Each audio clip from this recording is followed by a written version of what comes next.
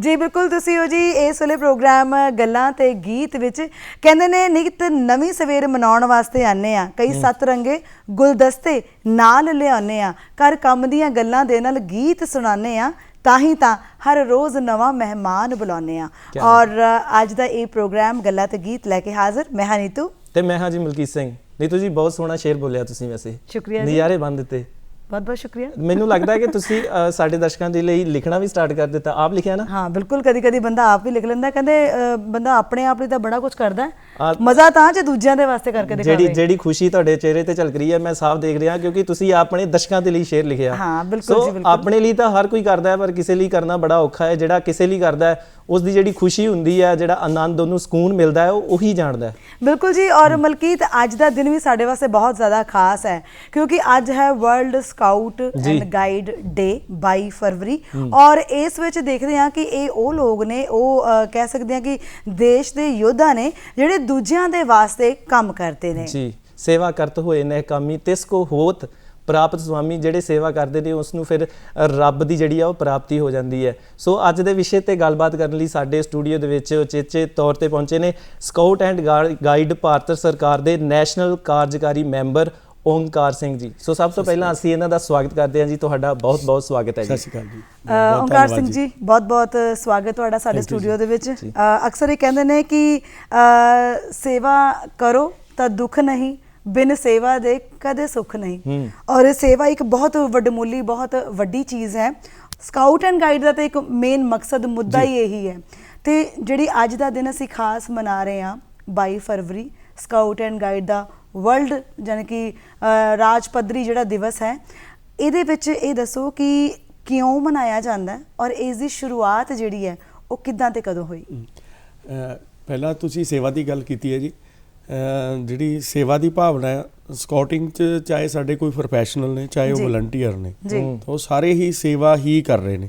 ਅੱਛਾ ਜੀ ਬਲਕਿ ਕਿਸੇ ਆਪਣੇ ਪਰਸਨਲ ਜਿਹੜਾ ਉਹਨਾਂ ਦਾ ਉਸ ਨੂੰ ਛੱਡ ਕੇ ਬਹੁਤ ਇੱਕ ਲੰਬਾ ਤਿਆਗ ਕਰਕੇ ਈਵਨ ਕਿ ਆਰਥਿਕ ਤੌਰ ਤੇ ਵੀ ਬੱਚਿਆਂ ਦੀ ਮਦਦ ਉਹ ਜੇਬ 'ਚੋਂ ਕਰਦੇ ਨੇ ਤੇ ਫਿਰ ਉਹ ਇਸ ਸੇਵਾ ਦੇ ਲਈ ਨਿਕਲਦੇ ਨੇ ਔਰ ਦੂਜਿਆਂ ਲਈ ਕਰਨਾ ਹੀ ਇਸ ਜੀਵਨ ਦਾ ਇੱਕ ਮਹੱਤਵ ਰਹਿ ਜਾਂਦਾ ਜਦੋਂ ਅਸੀਂ ਯੂਨੀਫਾਰਮ ਪਾ ਲੈਂਦੇ ਹਾਂ ਸਕਾਊਟ ਗਾਈਡ ਦੀ ਤਾਂ ਫਿਰ ਸਾਨੂੰ ਐਂ ਲੱਗਦਾ ਵੀ ਅਸੀਂ ਕਿੰਨਾ ਦੂਸਰੇ ਲਈ ਕਰ ਲਈਏ ਔਰ ਇਹਦੇ ਵਿੱਚ ਸ਼ੁਰੂ 'ਚ ਜਿਵੇਂ ਗੱਲ ਕੀਤੀ ਮਲਕੀਤ ਜੀ ਨੇ ਕਿ ਕਾਰਜਕਾਰੀ ਦੇ ਮੈਂਬਰ ਹੋਣਾ ਸਟੇਟ ਆਰਗੇਨਾਈਜ਼ਰ ਕਮਿਸ਼ਨਰ ਹੋਣਾ ਉਹਦੇ ਵੀ ਕਿਤੇ ਬਹੁਤ ਪਿੱਛੇ ਰਹਿ ਜਾਂਦੇ ਆ ਮਤਲਬ ਕਿ ਅਹੁਦਿਆਂ ਦੇ ਨਾਲ ਵੀ ਤੋਂ ਵੀ ਹਟ ਕੇ ਜਿਹੜੀ ਇਹ ਸੇਵਾ ਹੈ ਵੀ ਇਹਦੇ ਵਿੱਚ ਫਿਰ ਜਿਹੜੇ ਅਹੁਦੇ ਨੇ ਜਿਹੜੇ ਮਾਨ ਸਨਮਾਨ ਨੇ ਜਿਹੜੇ ਅਵਾਰਡ ਨੇ ਰਿਵਾਰਡ ਨੇ ਉਹ ਬਹੁਤ ਪਿੱਛੇ ਰਹਿ ਜਾਂਦੇ ਆ। ਜਦੋਂ ਤੁਸੀਂ ਮਨੁੱਖਤਾ ਦੀ ਸੇਵਾ ਲਈ ਨਿਕਲ ਜਾਂਦੇ ਹੋ ਤਾਂ ਫਿਰ ਤੁਹਾਡੇ ਸਾਹਮਣੇ ਉਹੀ ਬਚਦਾ ਹੈ।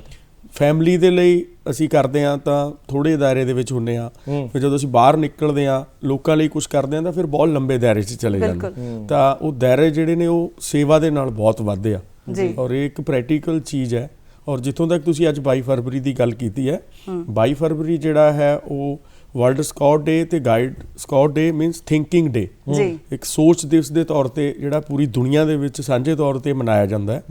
ਔਰ ਇਹਦਾ ਖਾਸ ਕਾਰਨ ਇਹ ਰਿਹਾ ਕਿ ਜਿਹੜੇ ਲਾਰਡ ਬੇਟਨ ਪਾਵਲ ਨੇ ਉਹ 1857 ਦੇ ਬੌਰਨ ਸੀਗੇ ਫਾਊਂਡਰ ਆਫ ਦਾ ਮੂਵਮੈਂਟ ਜਿਨ੍ਹਾਂ ਨੇ ਜਿਹੜੀ ਸਕਾਊਟਿੰਗ ਸਟਾਰਟ ਕੀਤੀ ਸੀ ਸਭ ਤੋਂ ਪਹਿਲਾਂ ਤਾਂ ਉਹਨਾਂ ਦਾ ਜਿਹੜਾ ਬੌਰਨਸ ਹੈ ਤੇ ਉਹਨਾਂ ਦੇ ਜਿਹੜੇ ਮਿਸਿਜ ਨੇ ਕਿ ਲੇਡੀ ਬੇਟਨ ਪਾਵਲ ਉਹਨਾਂ ਦੀ ਜਿਹੜੀ ਡੇਟ ਆਫ ਬਰਥ ਸੀਗੀ ਉਹ 22 ਫਰਵਰੀ ਸੀਗੀ। ਲਾਰਡ ਬੇਟਨ ਪਾਵਲ ਇੱਕ ਨੈਸ਼ਨਲ ਹੀਰੋ ਸੀਗੇ ਤਾਂ ਉਹਨਾਂ ਦੇ ਉਸ ਨੈਸ਼ਨਲ ਹੀਰੋ ਦੇ ਸਦਕੇ ਔਰ ਉਹਨਾਂ ਨੂੰ ਇੱਕ ਦਿਵਸ ਜਿਹੜਾ ਉਹ ਇਹ ਰੱਖ ਲਿਆ ਗਿਆ 22 ਫਰਵਰੀ ਤਾਂ 22 ਫਰਵਰੀ ਕੰਬਾਈਨਡ ਡੇ ਯਾਨੀ ਕਿ ਲਾਰਡ ਬੇਟਨ ਪਾਵਲ ਤੇ ਮਿਸਿਸ ਲੇਡੀ ਬੇਟਨ ਪਾਵਲ ਉਹਨਾਂ ਦੋਨਾਂ ਦਾ ਇੱਕ ਕੰਬਾਈਨਡ ਬਰਥਡੇ ਰੱਖ ਕੇ ਉਸ ਨੂੰ ਜਿਹੜਾ ਉਹ ਥਿੰਕਿੰਗ ਡੇ ਦੇ ਤੌਰ ਤੇ ਵਰਲਡ ਸਕਾਊਟ ਡੇ ਵਰਲਡ ਗਾਈਡ ਡੇ ਤੇ ਥਿੰਕਿੰਗ ਡੇ ਦੇ ਤੌਰ ਤੇ ਪੂਰੀ ਦੁਨੀਆ ਦੇ ਵਿੱਚ ਮਨਾਇਆ ਜਾਣ ਲੱਗਾ ਜੋ ਕਿ ਅੱਜ ਦੇ ਦਿਨ ਪੂਰੀ ਦੁਨੀਆ ਦੇ ਵਿੱਚ ਇੱਕ ਸੋਧ ਦਿਵਸ ਦੇ ਤੌਰ ਤੇ ਮਨਾਇਆ ਜਾ ਰਿਹਾ ਹੈ। ਜਿਹੜੇ ਲੋਕਾਂ ਦੇ ਲਈ ਕੁਝ ਕਰਦੇ ਨੇ ਜਿਹੜੇ ਆਪਣੇ ਆਪ ਨੂੰ ਮਾਰ ਕੇ ਕਿਸੇ ਹੋਰ ਦੇ ਲਈ ਜ਼ਿੰਦਗੀ ਦਾ ਵਰਦਾਨ ਬਣਦੇ ਨੇ ਉਹਨਾਂ ਦਾ ਨਾਂ ਜਿਹੜਾ ਸੁਨਹਿਰੀ ਅੱਖਰਾਂ ਦੇ ਵਿੱਚ ਇਤਿਹਾਸ ਦੇ ਪੰਨਿਆਂ ਦੇ ਵਿੱਚ ਲਿਖਿਆ ਜਾਂਦਾ ਹੈ। ਸੋ ਇਹ ਤੇ ਹੋਈ ਸ਼ੁਰੂਆਤ ਜਿਹੜੀ ਤੁਸੀਂ ਬਾਹਰ ਦੀ ਗੱਲ ਕੀਤੀ ਹੈ ਕਿ ਫੋਰਨ ਕੰਟਰੀ ਤੋਂ ਸ਼ੁਰੂਆਤ ਹੋਈ ਮੈਂ ਗੱਲ ਕਰਦਾ ਆਪਣੇ ਭਾਰਤ ਦੀ ਭਾਰਤ ਦੇ ਵਿੱਚ ਕਿੱਦਾਂ ਤੇ ਕਦੋਂ ਸ਼ੁਰੂਆਤ ਹੋਈ। ਹਾਂ ਮਤਲਬ ਜੀ 1907 ਦੇ ਵਿੱਚ ਲਾਰਡ ਬੇਟਨ ਪਾਵਲ ਜੀ ਨੇ ਇਸ ਨੂੰ ਇੰਗਲੈਂਡ ਦੀ ਧਰਤੀ ਤੋਂ ਬਰੋਸ਼ ਆਈਲੈਂਡ ਸੀ ਉੱਥੇ ਇੱਕ ਛੋਟਾ ਉੱਥੋਂ ਸ਼ੁਰੂ ਕੀਤਾ ਬਹੁਤ ਛੋਟੇ ਗਰੁੱਪ ਦੇ ਵਿੱਚ ਬਹੁਤ ਛੋਟੇ ਗਰੁੱਪ ਦੇ ਵਿੱਚ ਉੱਥੋਂ ਸ਼ੁਰੂ ਹੋਇਆ ਤੇ 1909 ਦੇ ਵਿੱਚ ਇਹ ਜਿਹੜਾ ਇੰਡੀਆ ਦੇ ਵਿੱਚ ਇਹਦੀ ਸਥਾਪਨਾ ਹੋ ਗਈ। ਤਾਂ 1909 ਦੇ ਵਿੱਚ ਸਕਾਊਟਿੰਗ ਸਟਾਰਟ ਹੁੰਦੀ ਹੈ ਇੰਡੀਆ ਦੇ ਵਿੱਚ, ਦੈਨ 1911 ਦੇ ਵਿੱਚ ਗਾਈਡਿੰਗ ਸਟਾਰਟ ਹੋ ਜਾਂਦੀ ਹੈ। ਤੋਂ ਇਹ ਜਿਹੜੀ ਇਹਦੀ ਇੰਡੀਆ ਦੇ ਵਿੱਚ ਆਉਣਾ ਜਿਹੜਾ ਉਹ 1909 ਦੇ ਵਿੱਚ ਹੋਇਆ। ਕੈਪਟਨ ਸੀਗੇ TH ਬੇਕਰ ਜੋ ਕਿ ਬੰਗਲੌਰ ਸੀਗੇ। ਜਿਹੜਾ ਪਹਿਲਾ ਕੈਂਪ ਸੀਗਾ ਇੰਡੀਆ ਦਾ ਉਹ ਬੰਗਲੌਰ ਦੀ ਧਰਤੀ ਤੇ ਹੋਇਆ ਔਰ ਉੱਥੋਂ ਜਿਹੜੀ ਹੈ ਸਕਾਊਟਿੰਗ ਇੰਡੀਆ ਦੇ ਵਿੱਚ ਸ਼ੁਰੂ ਹੋ ਗਈ। ਜੀ ਓਂਕਾਰ ਸਿੰਘ ਜੀ, ਕਿਸ ਮਕਸਦ ਦੇ ਨਾਲ, ਕਿਸ ਮੁੱਦੇ ਦੇ ਨਾਲ ਇਸ ਦੀ ਜਿਹੜੀ ਸ਼ੁਰੂਆਤ ਹੁੰਦੀ ਹੈ ਜਦੋਂ ਕੋਈ ਇੱਕ ਇਨਸਾਨ ਇਹਨੂੰ ਗ੍ਰਹਿਣ ਕਰਦਾ ਹੈ ਔਰ ਉਹਦੀਆਂ ਜਿਹੜੀਆਂ ਮੂਲ ਰੂਪ ਦੇ ਵਿੱਚ ਅਸੀਂ ਜ਼ਿੰਮੇਵਾਰੀਆਂ ਦੀ ਗੱਲ ਕਰਦੇ ਹਾਂ ਤਾਂ ਉਹ ਕਿਹੜੀਆਂ ਹੁੰਦੀਆਂ ਨੇ? ਇਨਸਾਨੀਅਤ ਜ਼ਿੰਮੇਵਾਰੀਆਂ ਨੇ, ਜਿਵੇਂ ਕਿ ਹਰ ਇਨਸਾਨ ਦੀ ਆਪਣੀ ਇੱਕ ਜ਼ਿੰਮੇਵਾਰੀ ਹੋ ਜਾਂਦੀ ਹੈ। ਫੈਮਿਲੀ ਦਾ ਇੱਕ ਮੁਖੀ ਹੈ, ਉਹਦੀਆਂ ਫੈਮਿਲੀ ਪ੍ਰਤੀ ਜ਼ਿੰਮੇਵਾਰੀਆਂ ਹੋ ਜਾਂਦੀਆਂ ਨੇ। ਗਵਰਨਮੈਂਟਸ ਦੇ ਵਿੱਚ ਇੱਕ ਸਰਕਾਰ ਦਾ ਮੁਖੀ ਹੈ, ਉਹਦੇ ਬਹੁਤ ਲੋਕਾਂ ਦੇ ਪ੍ਰਤੀ ਰਿਸਪੌਂਸਿਬਿਲਟੀਜ਼ ਹੋ ਜਾਂਦੀਆਂ ਨੇ। ਕੁਝ ਸਮਾਜ ਸੇਵਾ ਦੇ ਨਾਲ ਜੁੜੀਆਂ ਹੋਈਆਂ ਚੀਜ਼ਾਂ ਹੁੰਦੀਆਂ ਨੇ। ਜਦੋਂ ਤੁਸੀਂ ਇੱਦਾਂ ਨਿਕਲਦੇ ਹੋ ਤਾਂ ਜਦੋਂ ਤੁਸੀਂ ਸਕਾਊਟਸ ਐਂਡ ਗਾਈਡਸ ਦੇ ਵਿੱਚ ਆਉਂਦੇ ਹੋ, ਇਸ ਨੂੰ ਜੁਆਇਨ ਕਰ ਲੈਂਦੇ ਹੋ ਤਾਂ ਤੁਹਾਡੀਆਂ ਸਮਾਜਿਕ ਜ਼ਿੰਮੇਵਾਰੀਆਂ ਜਿਹੜੀਆਂ ਨੇ ਉਹ ਰਿਸਪੌਂਸਿਬਿਲਟੀਜ਼ ਹੋ ਜਾਂਦੀਆਂ ਨੇ ਕਿ ਤੁਸੀਂ ਉਹ ਜਿਹੜੀਆਂ ਸਮਾਜਿਕ ਜ਼ਿੰਮੇਵਾਰੀਆਂ ਨੇ ਉਹਨਾਂ ਨੂੰ ਕਿਸ ਤਰ੍ਹਾਂ ਲੈਣਾ ਹੈ। ਤੁਹਾਡੇ ਨਾਲ ਕਿੰਨੇ ਹੀ ਲੋਕ ਜਿਹੜੇ ਆ ਜੁੜ ਜਾਂਦੇ ਆ, ਐਕਸਪੈਕਟੇਸ਼ਨਸ ਵੱਧ ਜਾਂਦੀਆਂ ਨੇ। ਇੱਕ ਐਗਜ਼ਾਮਪਲ ਦਿੰਦੇ ਆ, ਦੱਸਦਾ ਛੋਟੀ ਜੀ, ਕਿ ਜਦੋਂ ਤੁਸੀਂ ਕੰਮ ਕਰਦੇ ਹੋ ਰੀਸੈਂਟਲੀ ਮੈਂ ਪਿੰਡ ਵੀ ਥੋੜਾ ਜਿਹਾ ਕਾਫੀ ਇੰਟਰਸਟ ਰੱਖਦਾ ਤਾਂ ਉੱਥੇ ਮਤਲਬ ਕਿ ਪੰਚਾਇਤ ਕੋਈ ਹੋਵੇ, ਮੈਂਬਰ ਕੋਈ ਹੋਵੇ, ਸਰਪੰਚ ਕੋਈ ਹੋਵੇ, ਉਹ ਮੈਂ ਦੇਖ ਰਿਹਾ ਕਿ ਕੋਈ ਮਾਇਨੇ ਨਹੀਂ ਰੱਖਦਾ। ਉਹ ਐਕਸਪੈਕਟੇਸ਼ਨਸ ਹੁੰਦੀਆਂ ਕਿ ਫਲਾਣੇ ਬੰਦੇ ਕੋਲ ਜਾਣਾ, ਤਾਂ ਉਹ ਕਿਤੇ ਨਾ ਕਿਤੇ ਪਿਛਲੇ ਲੰਬੇ ਸਮੇਂ ਤੋਂ ਕਿ ਉਹ ਮੈਂ ਘਰਾਂ ਤੋਂ ਮੈਨੂੰ ਲੱਭਦੇ ਹੁੰਦੇ ਆ ਕਿ ਉਹਨਾਂ ਕੋਲ ਜਾਓ, ਸ਼ਾਇਦ ਇਹ ਜਿਹੜੀ ਗੱਲ ਸਾਡੇ ਹੈਗੀ ਆ ਉਹ ਉੱਥੋਂ ਕੰਪਲੀਟ ਹੋ ਜਾਣੀ। ਜ਼ਿੰਮੇਵਾਰੀਆਂ ਤੁਹਾਡੇ ਲੈਣ ਤੇ ਹੈ ਕਿ ਤੁਸੀਂ ਕਿੰਨੀ ਜ਼ਿੰਮੇਵਾਰੀ ਸਮਾਜ ਪ੍ਰਤੀ ਲੈਂਦੇ ਹੋ, ਸਮਾਜ ਪ੍ਰਤੀ ਤੁਸੀਂ ਕਿੰਨੀ ਸੁਹਿਰਦਤਾ ਦਿਖਾਉਂਦੇ ਹੋ, ਤਾਂ ਉਹ ਜ਼ਿੰਮੇਵਾਰੀਆਂ ਤਾਂ ਤੁਹਾਡੇ ਲੈਣ ਤੇ ਹੀ ਹੈ ਜੀ। ਤਾਂ ਜਦੋਂ ਤੁਸੀਂ ਇਦਾਂ ਦੀ ਕੋਈ ਜ਼ਿੰਮੇਵਾਰੀ ਲੈਣ ਲੱਗਦੇ ਹੋ, ਰੈਗੂਲਰ ਜ਼ਿੰਮੇਵਾਰੀਆਂ ਜਿਹੜੀਆਂ ਤੁਹਾਡੇ ਤੇ ਆਉਂਦੀਆਂ ਨੇ, ਅਹਿਸਾਸ ਫਿਰ ਤੁਹਾਨੂੰ ਪ੍ਰੈਕਟੀਕਲੀ ਹੁੰਦਾ ਕਿਉਂਕਿ ਇਹ ਥਿਓਰੀਟੀਕਲੀ ਚੀਜ਼ ਨਹੀਂ ਹੈ। ਸਕਾਊਟਿੰਗ ਦੀ ਗੱਲ ਕਰੀਏ ਤਾਂ ਗਾਈਡਿੰਗ ਦੀ ਗੱਲ ਕਰੀਏ, ਜਿਸੇ ਪ੍ਰੈਕਟੀਕਲ ਵੇ ਹੈ, ਜਿਸੇ ਵੇ ਆਫ ਦਾ ਲਾਈਫ। ਸ੍ਰੀ ਗੁਰੂ ਗ੍ਰੰਥ ਸਾਹਿਬ ਸਾਡੇ ਸਾਹਮਣੇ ਹੈ ਇੱਕ ਐਗਜ਼ਾਮਪਲ, ਉਹਦੇ ਵਿੱਚ ਗੁਰੂਆਂ ਨੇ ਜੋ ਹੰਢਾਇਆ ਉਹਦੇ ਵਿੱਚ ਲਿਖਿਆ ਗਿਆ। ਗੀਤਾ ਦੇ ਸਾਰ ਵਿੱਚ ਕ੍ਰਿਸ਼ਨ ਜੀ ਨੇ ਮਹਾਭਾਰਤ ਦੇ ਯੁੱਧ ਦੇ ਵਿੱਚ ਜੋ ਬੋਲਿਆ, ਜੋ ਉੱਥੇ ਉਹਨਾਂ ਨੇ ਅੱਖੀ ਡਿੱਠਾ ਵਰਤਾਂਤ ਸੀਗਾ, ਉਸ ਨੂੰ ਉਹਦੇ ਵਿੱਚ ਲਿਆਂਦਾ, ਯਾਨੀ ਕਿ ਉਹ ਪ੍ਰੈਕਟੀਕਲ ਹੋ ਗਿਆ ਨਾ। ਬਲਕਿ ਪ੍ਰੈਕਟੀਕਲ ਹੋ ਗਿਆ। Scouting is a same thing, is a way of the life. ਜ਼ਿੰਦਗੀ ਜਿਉਣ ਦੀ ਇੱਕ ਕਲਾ ਹੈ, ਇਟਸ ਅ ਪ੍ਰੈਕਟੀਕਲ ਰੂਟ। ਇਹਨੂੰ ਉਹੀ ਬੰਦਾ ਕਰੇਗਾ ਜਾਂ ਉਹੀ ਬੰਦਾ ਰਿਸਪੌਂਸਿਬਿਲਿਟੀ ਲਊਗਾ ਜਿਹੜਾ ਇਸ ਨੂੰ ਹੰਢਾਊਗਾ ਆਪਣੇ ਪਿੰਡੇ ਤੇ। ਬਲਕਿ ਉਹ ਜਿਹੜਾ ਬੰਦਾ ਇਸ ਨੂੰ ਬਚਪਨ ਤੋਂ ਉਦਾਂ ਦਾ ਚੱਲੂਗਾ, ਹੰਢਾਊਗਾ, ਤਾਂ ਉਹ ਹੰਢਾਉਣ ਤੋਂ ਬਾਅਦ ਹੀ ਪਤਾ ਲੱਗਦਾ ਕਿ ਇਹਦੀਆਂ ਰਿਸਪੌਂਸਿਬਿਲਿਟੀਜ਼ ਕੀ ਨੇ। ਅਗਰ ਤੁਸੀਂ ਪਿੰਡੇ ਤੇ ਨਹੀਂ ਹੰਢਾਇਆ, ਸਿਰਫ ਪੜ੍ਹ ਕੇ ਅੱਗੇ ਵਧੋਗੇ ਤਾਂ ਤੁਸੀਂ ਜ਼ਿਆਦਾ ਲੰਬਾ ਸਮਾਂ ਨਹੀਂ ਚੱਲ ਪਾਓਗੇ। ਤੁਹਾਨੂੰ ਇਹ ਚੀਜ਼ ਪਿੰਡੇ ਤੇ ਹੰਢਾਉਣੀ ਹੀ ਪੈਣੀ ਹੈ ਕਿਉਂਕਿ ਸ੍ਰੀ ਗੁਰੂ ਗ੍ਰੰਥ ਸਾਹਿਬ ਗੁਰੂਆਂ ਨੇ ਆਪਣੇ ਪਿੰਡੇ ਤੇ ਹੰਢਾਇਆ। ਮਹਾਭਾਰਤ ਚ ਕ੍ਰਿਸ਼ਨ ਜੀ ਨੇ ਉੱਥੇ ਖੜ ਕੇ ਅਰਜਨ ਨੂੰ ਜਿਹੜਾ ਉਪਦੇਸ਼ ਦਿੱਤਾ, ਤਾਂ ਉਹਦਾ ਕਾਰਨ ਸੀਗਾ ਵੀ ਉਹ ਚੀਜ਼ ਹੰਢਾਈ ਹੋਈ ਹੈ। ਸੋ ਇਦਾਂ ਹੀ ਸਕਾਊਟਿੰਗ ਹੈ। ਅਗਰ ਤੁਸੀਂ ਪਿੰਡੇ ਤੇ ਹਟਾਓਗੇ ਤਾਂ ਜ਼ਿੰਮੇਵਾਰੀ ਲਓਗੇ, ਅਦਰਵਾਈਜ਼ ਤੁਸੀਂ ਥਿਓਰੀਟੀਕਲ ਰੂਪ ਚ ਸਕਾਊਟਿੰਗ ਨੂੰ ਮੈਂ ਨਹੀਂ ਅਮੇਜ਼ ਕਰ ਸਕਦਾ ਵੀ ਤੁਸੀਂ ਸਕਾਊਟਿੰਗ ਥਿਓਰੀਟੀਕਲੀ ਅੱਗੇ ਵਧਾਓਗੇ, ਨਹੀਂ ਹੋ ਸਕਦਾ। ਕਈ ਵਾਰ ਇੱਥੋਂ ਤੱਕ ਹੋ ਜਾਂਦਾ ਸੀਗਾ ਕਿ ਮੈਂ ਆਪਣੀ ਗੱਲ ਬਹੁਤ ਘੱਟ ਕਰਦਾ, ਪਰ ਐਗਜ਼ਾਮਪਲ ਦੇਣੀ ਪੈਂਦੀ ਹੈ, ਲੋਕ ਥੋੜਾ ਹੋ ਜਾ ਉਤਸ਼ਾਹਿਤ ਹੁੰਦੇ ਆ ਜਾਂ ਦੂਜਿਆਂ ਨੂੰ ਵੀ ਕੋਈ ਆਈਡੀਆ ਮਿਲ ਜਾਂਦਾ। ਤਾਂ ਕਈ ਵਾਰ ਇਹ ਹੋ ਜਾਂਦਾ ਸੀ ਕਿ ਫੈਮਿਲੀ ਮੇਰੀ ਸੈਕੰਡਰੀ ਰਹੀ ਆ ਹੁਣ ਤੱਕ, ਕਿਉਂਕਿ ਮੇਰਾ ਜੋ ਪ੍ਰਾਇਮਰੀ ਸੀਗਾ ਉਹ ਸਕਾਊਟਿੰਗ ਸੀਗੀ ਜਾਂ ਬਾਹਰਲੀ ਦੁਨੀਆ ਸੀਗੀ। ਤੇ ਕਈ ਵਾਰ ਤਾਂ ਬੱਚਿਆਂ ਨੇ ਕੋਈ ਕੰਮ ਕਹਿ ਦੇਣਾ, ਉਹ ਕੰਮ ਦਾ ਟਾਈਮ ਨਿਕਲ ਜਾਣਾ, ਮੈਂ ਲੇਟ ਹੋ ਜਾਣਾ। ਫਿਰ ਜਦੋਂ ਮੈਂ ਘਰੇ ਪਹੁੰਚਣਾ ਤਾਂ ਉਹਨਾਂ ਨੇ ਕਹਿਣਾ ਵੀ ਪਾਪਾ ਇਹ ਤੁਸੀਂ ਨਾ ਸਾਡੀ ਜ਼ਿੰਦਗੀ ਨਾਲ ਖਿਲਵਾੜ ਕਰ ਰਹੇ ਹੋ, ਚਾਹੇ ਉਹਨਾਂ ਨੇ ਹੱਸ ਕੇ ਹੀ ਕਹਿਣਾ, ਲੇਕਿਨ ਉਹਨਾਂ ਨੇ ਕਹਿ ਦੇਣਾ ਵੀ ਮਤਲਬ ਕਿ ਮੈਨੂੰ ਚੰਡੀਗੜ੍ਹ ਮੈਨੂੰ ਮੈਸੇਜ ਮਿਲ ਗਿਆ ਵੀ ਪਾਪਾ ਆਹ ਕੰਮ ਮੈਂ ਕਰਕੇ ਆਉਣਾ। ਇੱਕ ਵਾਰੀ ਬੇਟੀ ਦੇ ਕਿਸੇ ਟਿਊਟਰ ਕੋਲ ਜਾਣਾ ਸੀਗਾ ਤੇ ਉਹਨੂੰ ਕਹਿਣਾ ਸੀਗਾ ਵੀ ਬੇਟੀ ਦਾ ਨੈਕਸਟ ਸ਼ਡਿਊਲ ਕੀ ਹੈ, ਉਹ ਮੈਂ ਭੁੱਲ ਗਿਆ। ਮੈਂ ਘਰ ਭੁੱਲਿਆ ਨਹੀਂ, ਮੀਨਸ ਮੈਂ ਲੇਟ ਇੰਨਾ ਹੋ ਗਿਆ ਕਿ ਮੈਂ ਨਹੀਂ ਜਾ ਪਾਇਆ। ਰਾਤੀ ਮੈਂ ਜਦੋਂ ਘਰ ਪਹੁੰਚਿਆ 10 10:30 ਵਜੇ ਤਾਂ ਇਹ ਸੇਮ ਵਰਡ ਮੈਨੂੰ ਸੁਣਨ ਨੂੰ ਮਿਲੇ। ਤਾਂ ਉੱਥੇ ਫਿਰ ਤੁਹਾਨੂੰ ਇਹ ਸਾਰਾ ਕੁਝ ਤੁਹਾਡਾ ਪ੍ਰਾਇਮਰੀ ਹੋ ਜਾਂਦਾ ਜੀ। ਇਹਨੂੰ ਕਹਿੰਦੇ ਆ ਕਿ ਆਪੇ ਨੂੰ ਮਾਰ ਕੇ ਕਿਸੇ ਦੂਸਰੇ ਲਈ ਜਿਉਣਾ। ਫੇਰ ਹੀ ਤੁਸੀਂ ਵੱਧਦੇ ਹੋ, ਮਤਲਬ ਕਿ ਫਿਰ ਅੱਛਾ ਫਿਰ ਤੁਹਾਡੇ ਨਾਲ ਕਈ ਵਾਰ ਸਾਨੂੰ ਐ ਲੱਗਦਾ ਵੀ 1 2 3 ਲੋਕ ਤੁਹਾਨੂੰ ਵਾਚ ਕਰਦੇ ਆ ਜਾਂ ਤੁਹਾਡੇ ਨਾਲ ਕਿਤੇ ਨਾ ਕਿਤੇ ਖਹਿਬਾਜ਼ੀ ਹੁੰਦੀਆਂ ਨਾ, ਡਿਪਾਰਟਮੈਂਟਸ ਬਹੁਤ ਜ਼ਿਆਦਾ। ਸੋ ਉਹ ਪੈਦਾ ਹੋ ਜਾਂਦੀਆਂ, ਉਹ ਵੀ ਪੈਦਾ ਹੁੰਦੀਆਂ।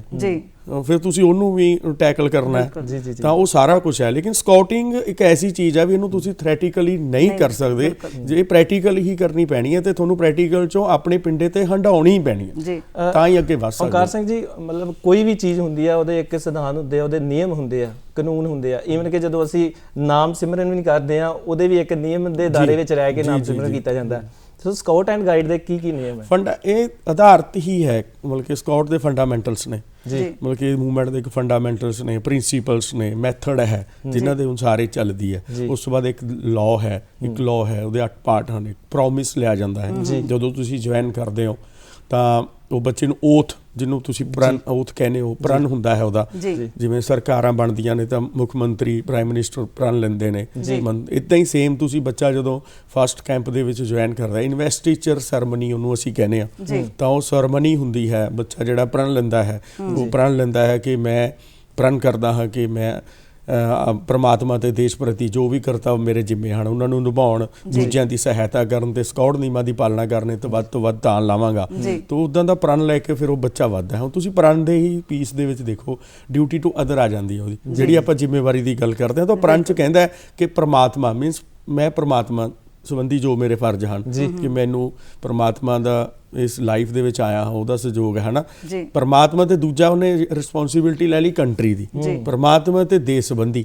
ਤੀਜੀ ਗੱਲ ਉਹ ਕਹਿੰਦਾ ਹੈ ਕਿ ਪਰਮਾਤਮਾ ਤੇ ਦੇਸ਼ ਸੰਬੰਧੀ ਜੋ ਮੇਰੇ ਫਰਜ਼ ਉਹਨਾਂ ਨੂੰ ਨਿਭਾਉਣ ਤੇ ਦੂਜਿਆਂ ਦੀ ਸਹਾਇਤਾ, ਦੂਜਿਆਂ ਹੈਲਪ ਟੂ ਅਦਰ। ਬਿਲਕੁਲ। ਤਾਂ ਇੱਥੇ ਉਹ ਫਿਰ ਦੂਜਿਆਂ ਦੇ ਉੱਤੇ ਵੀ ਆ ਗਿਆ, ਤਾਂ ਉਹ ਤਿੰਨੇ ਚੀਜ਼ਾਂ ਘਰ ਤੋਂ ਬਾਹਰ ਹੀ ਜਾ ਰਿਹਾ ਉਹ। ਜੀ ਬਿਲਕੁਲ, ਸਾਰੀਆਂ ਚ ਜਿਹੜਾ ਸੁਮੇਲ ਹੈ ਉਹ ਬਣ ਜਾਂਦਾ ਉਸ ਪ੍ਰਣ ਦੇ ਵਿੱਚ ਹੀ ਉਹ ਸਾਰਾ ਕੁਝ ਆ ਜਾਂਦਾ। ਤੇ ਜਦੋਂ ਓਂਕਾਰ ਸਿੰਘ ਜੀ ਅਸੀਂ ਗੱਲ ਕਰਦੇ ਹਾਂ ਸਕਾਊਟ ਐਂਡ ਗਾਈਡ ਦੀ, ਉਹਦੇ ਵਿੱਚ ਕੀ ਹੁੰਦਾ ਹੈ ਕਿ ਟਮਲੋਟਾ ਇੱਕ ਸ਼ਬਦ ਵਰਤਿਆ ਜਾਂਦਾ ਹੈ, ਫਿਰ ਇੱਕ ਵਰਤਿਆ ਜਾਂਦਾ ਹੈ ਰੇਂਜਰ, ਇੱਕ ਬੁਲਬੁਲ, ਕੁਝ ਇਹੋ ਜਿਹੇ ਸ਼ਬਦ ਨੇ ਜਿਹਦੇ ਬਾਰੇ ਸ਼ਾਇਦ ਸਾਨੂੰ ਜਾਣਕਾਰੀ ਨਹੀਂ ਹੈ ਕਿ ਸਕਾਊਟ ਐਂਡ ਗਾਈਡ ਹੀ ਹੈ ਜਾਂ ਇਹਦੇ ਵਿੱਚ ਕੁਝ ਹੋਰ ਵੀ। ਨਹੀਂ, ਇਕਾਈਆਂ ਹਨ, ਛੋਟੀਆਂ ਇਕਾਈਆਂ ਹਨ।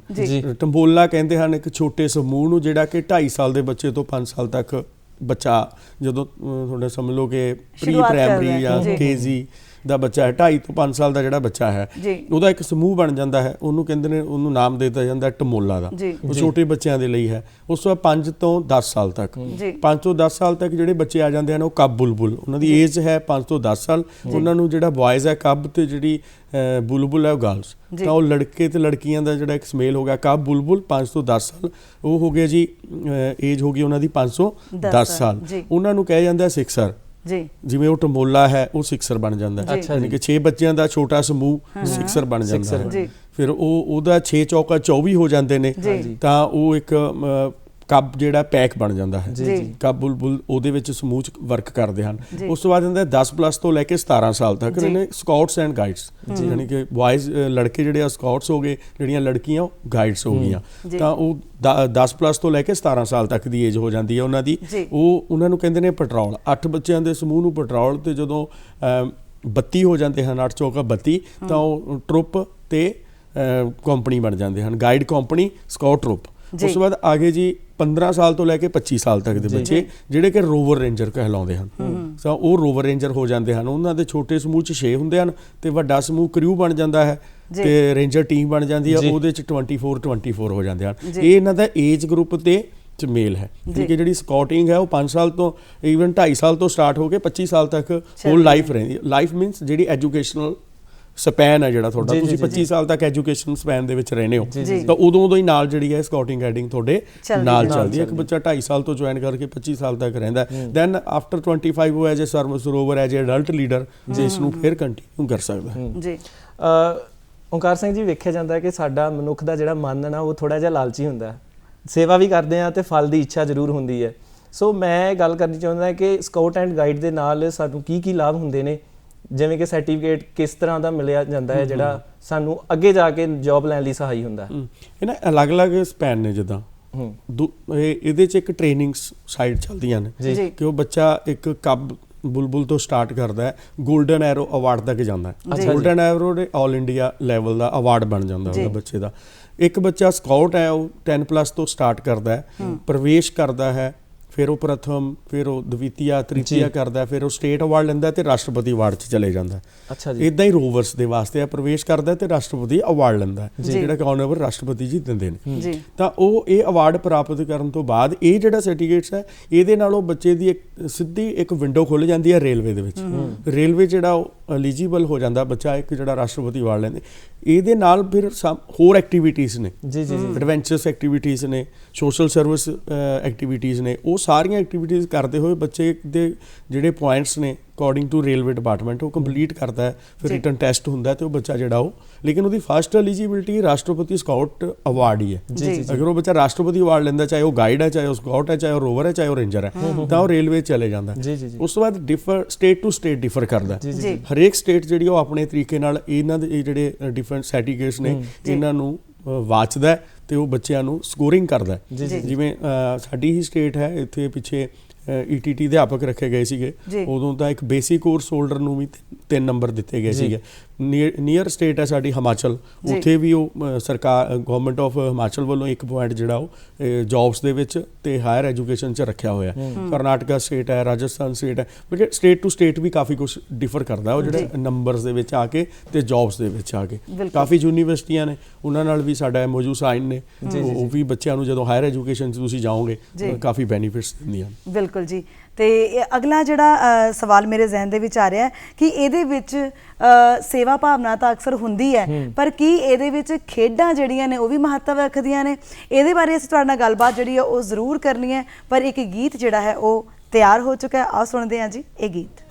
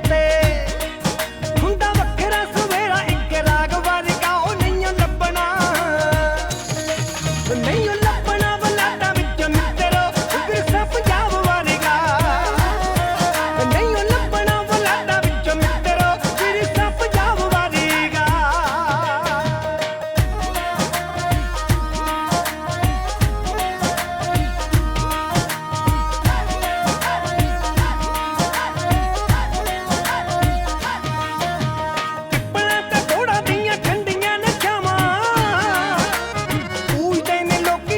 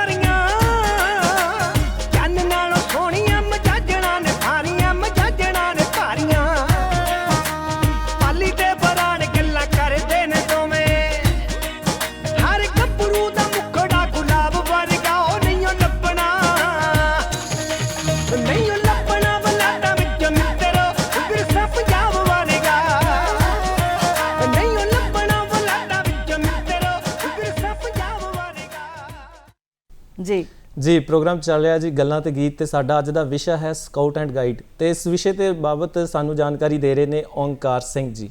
ਬਿਲਕੁਲ ਜੀ। ਔਰ ਓਂਕਾਰ ਸਿੰਘ ਜੀ, ਅਸੀਂ ਇਸ ਗੀਤ ਤੋਂ ਪਹਿਲਾਂ ਗੱਲ ਕਰ ਰਹੇ ਸੀ ਕਿ ਕਿਸ ਤਰ੍ਹਾਂ ਦੇ ਅਲੱਗ-ਅਲੱਗ ਜਿਹੜੇ ਖੇਡ ਨੇ ਇਸ ਵਿੱਚ ਖੇਡੇ ਜਾਂਦੇ ਨੇ, ਕਿਉਂਕਿ ਕਹਿੰਦੇ ਨੇ ਬਾਕੀ ਦੇ ਕੰਮ ਬਾਅਦ 'ਚ ਪਹਿਲਾਂ ਸਿਹਤ ਜ਼ਰੂਰੀ ਹੈ।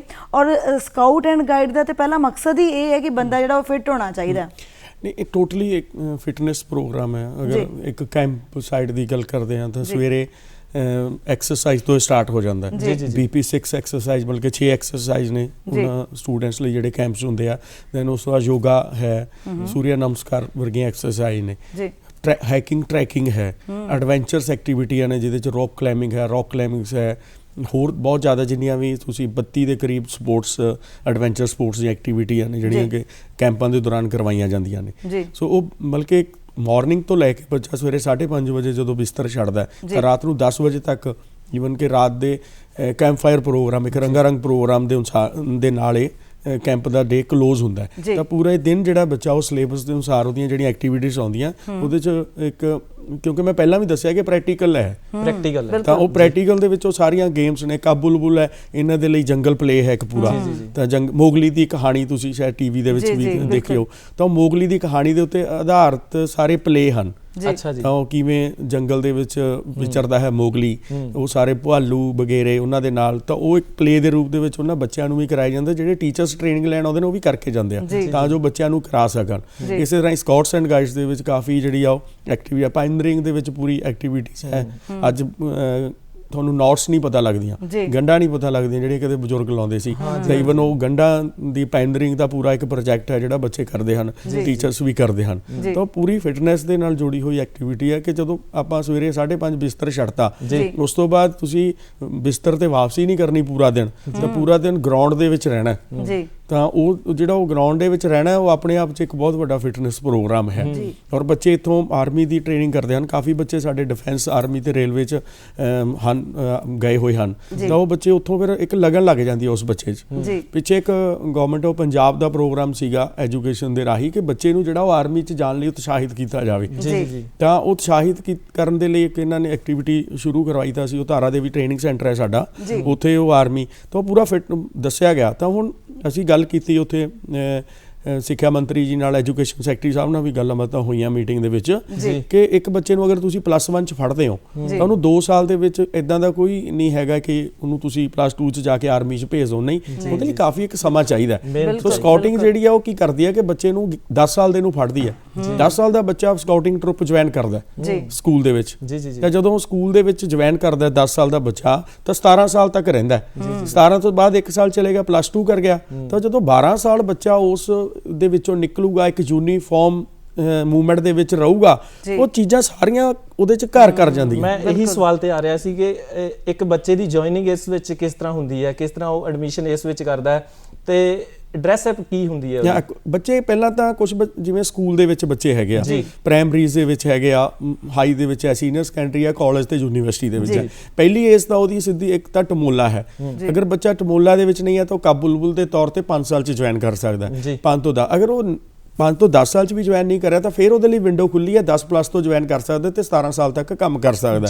ਅਗਰ ਜੇ ਬੱਚਾ ਫਿਰ ਵੀ ਕਿਤੇ ਖੁੰਝਦਾ ਤਾਂ ਫਿਰ ਉਹ 15 ਸਾਲ 'ਚ as a Rover ranger join ਕਰਦਾ ਤੇ 25 ਸਾਲ ਤੱਕ ਕੰਮ ਕਰ ਸਕਦਾ। ਤਾਂ ਬੱਚੇ ਕੋਲ 3 ਮੌਕੇ ਨੇ ਜੁਆਇਨ ਕਰਨ ਦੇ, ਕਿਤੇ ਵੀ ਉਹ ਜੁਆਇਨ ਕਰ ਸਕਦਾ। ਤਾਂ ਉਹ ਜੁਆਇਨਿੰਗ ਇਸ ਤਰ੍ਹਾਂ ਕਿ ਜੇ ਤਾਂ ਕਾਲਜ ਤੇ ਸਕੂਲ ਦੇ ਵਿੱਚ ਹੈ ਤਾਂ ਉੱਥੋਂ ਜੁਆਇਨਿੰਗ ਕਰ ਸਕਦਾ ਹੈ। ਫਿਰ ਕੁਝ ਸਾਡੇ ਓਪਨ ਗਰੁੱਪ ਦੇ ਵਿੱਚ ਹੈ, ਜਿਵੇਂ ਕਿ ਯੂਥ ਸੇਵਾਵਾਂ ਵੱਲੋਂ ਪਿੰਡਾਂ ਦੇ ਵਿੱਚ ਨਹਿਰੂ ਯੂਥ ਸੇਵਾ ਵੱਲੋਂ ਉਹ ਨੇ ਆਪਣੇ ਕਲੱਬ ਬਣੇ ਹੋਏ ਨੇ। ਹਾਂ, ਤਾਂ ਉਹ ਕਲੱਬ ਵੀ ਕਈ ਵਾਰ ਸਾਡੇ ਕੋਲ ਰਜਿਸਟਰ ਹੋ ਜਾਂਦੇ ਹਨ। ਤੇ ਕਈ ਬੱਚੇ ਸਾਡੇ ਜਿਹੜੇ ਆ ਉਹ ਸਕੂਲ ਗੋਇੰਗ ਜਾਂ ਕਾਲਜ ਦੇ ਵਿੱਚੋਂ ਨਿਕਲਦੇ ਹਨ ਬਾਹਰ, ਉਹ ਬੱਚੇ ਚਾਹੁੰਦੇ ਨੇ ਅਸੀਂ ਕੰਟੀਨਿਊ ਕਰਨਾ ਹੈ ਇੱਦਾਂ ਦੇ ਵੀ, ਉਹ ਫਿਰ ਓਪਨ ਗਰੁੱਪ ਦੇ ਰਾਹੀਂ ਵੀ ਸਕਾਊਟਿੰਗ ਨੂੰ ਜੁਆਇਨ ਕਰਦੇ ਹਨ ਤੇ ਇਸ ਦੇ ਨਾਲ ਜੁੜੇ ਰਹਿੰਦੇ ਹਨ।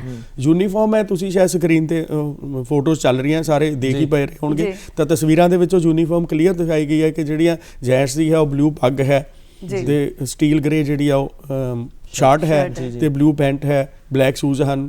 ਤਾਂ ਇਸੇ ਤਰ੍ਹਾਂ ਹੀ ਜਿਹੜੀ ਗਾਈਡ ਦੇ ਵਿੱਚ ਹੈ ਉਹ ਜਿਹੜੀਆਂ ਗਾਈਡਸ ਬੱਚੀਆਂ ਪਾਉਂਦੀਆਂ ਹਨ ਉਹਨਾਂ ਦਾ ਸਕਾਈ ਬਲੂ ਹੈ, ਉਹਦੇ ਮੈਚਿੰਗ ਆ, ਉਹ ਤੋਂ ਸਾਰਾ ਸਕਰੀਨ ਦੇ ਉੱਤੇ ਸ਼ਾਇਦ ਦਰਸ਼ਕ ਦੇਖ ਪਾ ਰਹੇ ਨੇ ਕਿ ਉਹ ਯੂਨੀਫਾਰਮ ਜਿਹੜੀਆਂ ਨੇ ਉਹਦੇ ਵਿੱਚ ਵੱਖ-ਵੱਖ ਤਰ੍ਹਾਂ ਦੀਆਂ ਦਿਖਾਈਆਂ ਜਾ ਰਹੀਆਂ ਇਹ ਬੁਲਬੁਲ ਬੱਚਿਆਂ ਦੀ ਯੂਨੀਫਾਰਮ ਹੈ, ਤੁਸੀਂ ਦੇਖ ਪਾ ਰਹੇ ਹੋ, ਬਹੁਤ ਹੀ ਪਿਆਰੀਆਂ ਲੱਗ ਰਹੀਆਂ ਨੇ ਬੱਚੀਆਂ, ਛੋਟੀਆਂ ਬੱਚੀਆਂ ਦੀ ਯੂਨੀਫਾਰਮ ਹੈ ਜੀ। ਔਰ ਓਂਕਾਰ ਸਿੰਘ ਜੀ ਕਹਿੰਦੇ ਨੇ ਕਿ ਇਸ ਦਾ ਜਿਹੜਾ ਸਿੱਧਾ ਸੰਬੰਧ ਹੈ ਨਾ ਉਹ ਸਮਾਜ ਦੇ ਨਾਲ ਹੈ, ਔਰ ਮੈਨੂੰ ਲੱਗਦਾ ਹੈ ਕਿ ਬੰਦਾ ਇਹਦੇ ਵਿੱਚ ਦਾਖਲ ਹੋ ਕੇ ਨੈਤਿਕ ਕਦਰਾਂ ਕੀਮਤਾਂ ਜਿਹੜੀਆਂ ਨੇ ਉਹ ਜਲਦੀ ਸਿੱਖ ਲੈਂਦਾ ਹੈ। ਜਿਹੜੀਆਂ ਨੈਤਿਕ ਕਦਰਾਂ ਕੀਮਤਾਂ ਨੇ ਨਾ ਜੀ, ਉਹ ਥਿਓਰੈਟੀਕਲ ਨਹੀਂ ਆਉਣੀਆਂ ਜੀ। ਸਾਡਾ ਅਸਲ 'ਚ ਜਿਹੜਾ ਸਿਸਟਮ ਹੈ ਜਾਂ ਅਸੀਂ ਕੀ ਕੋਸ਼ਿਸ਼ ਕਰ ਰਹੇ ਹਾਂ ਕਿ ਬੁੱਕਸ ਦੇ ਵਿੱਚ 1-2 ਚੈਪਟਰ ਪਾ ਕੇ ਕੋਸ਼ਿਸ਼ ਕਰ ਰਹੇ ਹਾਂ ਕਿ ਨੈਤਿਕ ਕੀਮਤਾਂ ਕਰਨਾ ਆ ਜਾਣ, ਜਾਂ ਫਿਰ ਕਿਸੇ ਮੇਰੇ ਵਰਗੇ ਨੂੰ ਬੁਲਾ ਕੇ 2 ਮਿੰਟ ਦਾ ਲੈਕਚਰ ਦਵਾ ਕੇ ਕੋਸ਼ਿਸ਼ ਕਰਦੇ ਹਾਂ ਕਿ ਬੱਚਿਆਂ ਨੂੰ ਕਦਰਾਂ ਕੀਮਤਾਂ ਦੇ ਉੱਤੇ ਸਵੇਰੇ ਅਸੈਂਬਲੀ 'ਚ ਲੈਕਚਰ ਦੇ ਦਿਓ।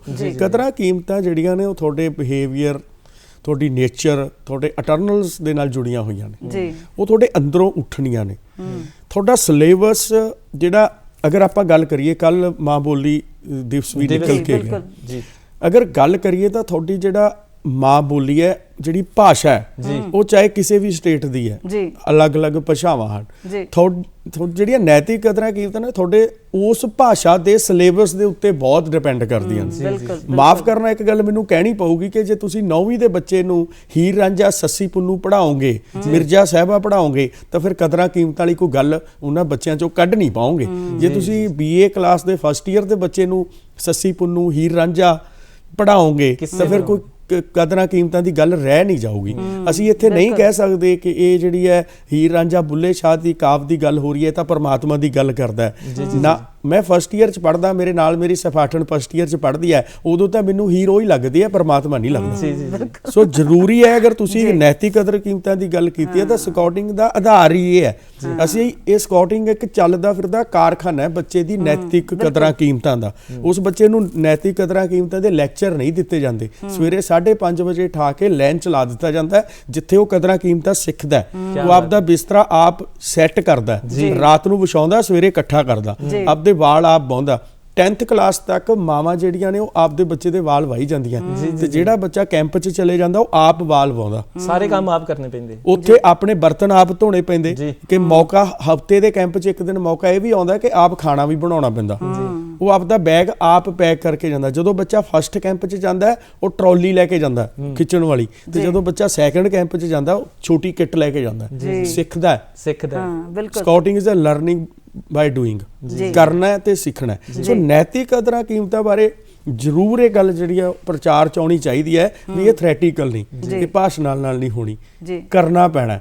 ਅੱਗ ਦਾ ਸੇਕ ਹੱਥ ਡਾਹ ਕੇ ਪਤਾ ਲੱਗਣਾ ਵੀ ਅੱਗੋਂ ਸੇਕ ਕਿੰਨਾ ਹੁੰਦਾ। ਛੋਟੀ ਮਾਂ ਰੋਕਦੀ ਹੈ, ਛੋਟੇ ਬੱਚੇ ਨੂੰ ਮਾਤਾ ਰੋਕਦੀ ਹੈ ਕਿ ਅੱਗ ਕੋਲ ਨਹੀਂ ਜਾਣਾ, ਕਿਉਂਕਿ ਮਾਂ ਨੂੰ ਸੇਕ ਪਤਾ ਵੀ ਕਿੰਨਾ ਆਉਂਦਾ।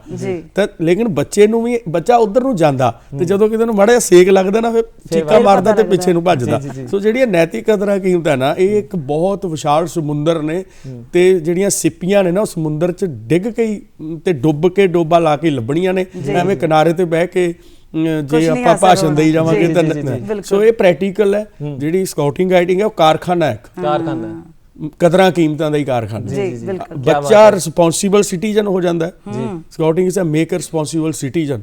ਔਰ ਬੱਚੇ ਨੂੰ ਪਤਾ ਲੱਗ ਜਾਂਦਾ ਕਿ ਇੱਕ ਰਿਸਪੌਂਸੀਬਲ ਸਿਟੀਜ਼ਨ ਦੀਆਂ ਜ਼ਿੰਮੇਵਾਰੀਆਂ ਕੀ ਨੇ। ਆਪਾਂ ਕੈਰੀਅਰ ਦੀ ਗੱਲ ਕਰਦੇ ਹਾਂ, ਜਿਹਨੇ ਆਪਣੀ ਰਿਸਪੌਂਸੀਬਿਲਟੀਆਂ ਆਪ ਚੱਕ ਲਈਆਂ ਤਾਂ ਦੁਨੀਆ ਦੀ ਕੋਈ ਤਾਕਤ ਨਹੀਂ ਕਿ ਉਹਨੂੰ ਕਿਸੇ ਕੰਮ ਲਈ ਰੋਕ ਸਕੇ। ਬਿਲਕੁਲ। ਮੈਂ ਕਾਲਜ ਟਾਈਮ ਤੋਂ ਸਕਾਊਟਿੰਗ ਕੀਤੀ ਹੈ, NSS ਕੀਤੀ ਹੈ, ਰੈੱਡ ਕਰਾਸ ਦੇ ਕੈਂਪ ਕੀਤੇ ਨੇ। ਕਾਲਜ 'ਚ ਕੋਈ ਪ੍ਰੋਗਰਾਮ ਹੈ, ਅਖੰਡ ਪਾਠ ਸਾਹਿਬ ਰਖਾਉਣਾ ਤਾਂ ਵੀ ਮੂਹਰੇ ਆ, ਜੇ ਕੋਈ ਜਗਰਾਤਾ ਕਰਾਉਣਾ ਤਾਂ ਵੀ ਮੂਹਰੇ ਆ, ਸਪੋਰਟਸ ਲਈ ਮੂਹਰੇ ਆ। ਮੇਰਾ 4-5 ਸਾਲ ਦਾ ਪੀਰੀਅਡ ਹੈ, ਮੈਂ ਕੈਪਟਨ ਆ, ਭੰਗੜਾ ਪਾਇਆ, ਥੀਏਟਰ ਕਰਿਆ, ਸਪੋਰਟਸ ਕੀਤੀ ਹੈ। ਤੇ ਅੱਜ ਮੈਨੂੰ ਚੰਗੀ ਤਰ੍ਹਾਂ ਯਾਦ ਹੈ ਵੀ ਜੋ ਮੈਂ ਉਹ ਗਰਾਊਂਡ 'ਚ ਕੀਤਾ ਨਾ, ਉਹ ਮੈਂ ਸਾਰਾ ਹੀ ਅੱਜ ਮੇਰੀ ਜੀਵਨ 'ਚ ਉਹੀ ਸਹਾਈ ਹੋ ਰਿਹਾ। ਜੀ ਬਿਲਕੁਲ। ਸਕੂਲ ਟਾਈਮ ਦੀ ਗੱਲ ਕੀਤੀ ਤੁਸੀਂ, ਆਪਣੀ ਸ਼ੁਰੂਆਤ ਦੀ ਗੱਲ ਕੀਤੀ, ਕਿਸ ਤਰੀਕੇ ਦੇ ਨਾਲ ਸ਼ੁਰੂਆਤ ਕੀਤੀ ਤੁਸੀਂ। ਇਹ scout and guide school time ਤੋਂ ਲੈ ਕੇ ਕਾਲਜ ਟਾਈਮ ਤੇ ਬਾਅਦ ਵਿੱਚ ਵੀ ਚੱਲਦੀ ਹੈ, ਕਿਸ ਤਰੀਕੇ ਦੇ ਨਾਲ ਕੰਟੀਨਿਊ ਕਰ ਸਕਦੇ ਆ? ਤੁਸੀਂ ਤਾਂ ਕੀਤੀ ਹੈ, ਤੁਸੀਂ ਬਖੂਬੀ ਤਰੀਕੇ ਦੇ ਨਾਲ ਦੱਸ ਸਕਦੇ ਹੋ ਕਿ ਕਿਸ ਤਰੀਕੇ ਦੇ ਨਾਲ ਅਸੀਂ ਸਕੂਲ ਕਾਲਜ ਤੋਂ ਬਾਅਦ ਵੀ ਇਹਨੂੰ ਕੰਟੀਨਿਊ ਕਰ ਸਕਦੇ ਹਾਂ। ਸਕੂਲ ਕਾਲਜ ਤੋਂ ਬਾਅਦ ਐਜ਼ ਅ ਅਡਲਟ ਲੀਡਰ ਤੁਸੀਂ ਇਹਨੂੰ ਕੰਟੀਨਿਊ ਕਰ ਸਕਦੇ ਹੋ। ਸਾਡੇ ਰੋਵਰ ਬੱਚੇ ਨੇ ਯੂਨੀਵਰਸਿਟੀ ਜਾਂ ਕਾਲਜ ਤੋਂ ਨਿਕਲੇ ਨੇ, ਤਾਂ ਜਦੋਂ ਉਹ 21 ਸਾਲ ਤੋਂ ਬਾਅਦ ਉਹ ਸਾਡੇ ਕੋਲ ਐਜ਼ ਅ ਅਡਲਟ ਲੀਡਰ ਆ ਜਾਂਦੇ ਨੇ। ਅਸੀਂ ਉਹਨਾਂ ਨੂੰ ਬੇਸਿਕ ਕੋਰਸ ਕਰਵਾ ਕੇ ਐਡਵਾਂਸ ਕੋਰਸ ਕਰਾ ਦਿੰਦੇ ਹਾਂ, ਤਾਂ ਜੋ ਬੱਚਾ ਜਿਹੜਾ ਉਹ ਇੱਕ ਟਰੁੱਪ, ਇੱਕ ਗਰੁੱਪ ਚਲਾਉਣ ਦੇ ਕਾਬਲ ਹੋ ਜਾਂਦਾ। ਉਹ ਬੱਚਾ ਬੇਸਿਕ ਕੋਰਸ ਕਰਕੇ ਕਿਸੇ ਨਾ ਕਿਸੇ ਪ੍ਰਾਈਵੇਟ ਸਕੂਲ ਦੇ ਵਿੱਚ, ਪ੍ਰਾਈਵੇਟ ਸੰਸਥਾ ਨੂੰ ਬਹੁਤ ਲੋੜ ਹੁੰਦੀ ਹੈ, ਉਹ ਐਕਟੀਵਿਟੀਜ਼ ਬਹੁਤ ਜ਼ਿਆਦਾ ਇਦਾਂ ਦੀਆਂ ਐਕਟੀਵਿਟੀਜ਼ ਜਦੋਂ ਉਹ ਅਡਾਪਟ ਕਰ ਲੈਂਦੇ ਨੇ ਤਾਂ ਫਿਰ ਉਹ ਕੋਈ ਮੈਂਬਰ ਲੱਭਦੇ ਨੇ। ਤਾਂ ਸਾਡੇ ਜਿਹੜੇ ਬੱਚੇ ਨੇ ਅੱਜ ਰੋਵਰ, ਉਹ ਇਸ ਲਾਈਨ ਦੇ ਵਿੱਚ ਨੇ ਕਿ ਉਹ ਸਾਡੇ ਟ੍ਰੇਨਿੰਗ ਲੈ ਕੇ ਇਸ ਪਾਸੇ ਆਏ ਹੋਏ ਨੇ।